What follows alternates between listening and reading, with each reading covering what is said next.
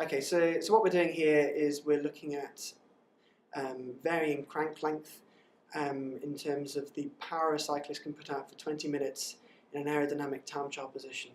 So there's some anecdotal evidence to suggest that a shorter crank might allow you to put out more power over a given time period in a time trial position as it moves your muscles into a more effective range of motion.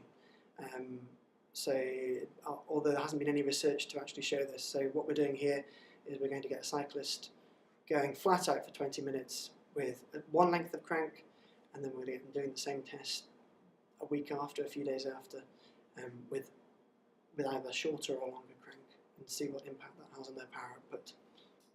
We're in the motion analysis lab, and the motion analysis lab enables us to capture lots of really interesting information about angles and the position you have on whether you're walking or in this case on the bike.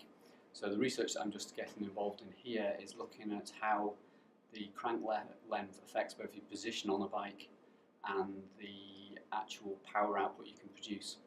So my colleagues David Griffiths and Holly Leonard here have been helping us set up this motion analysis. We think this is probably about the first research of its type. It's really quite cutting edge in the fact that we've got this Vicon system that can capture dynamically what's happening.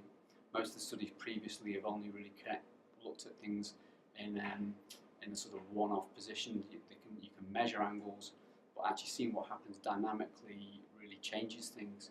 For example, when you tend to cycle and put the force down on your pedal, you tend to tilt your pelvis. So that changes the angles quite significantly.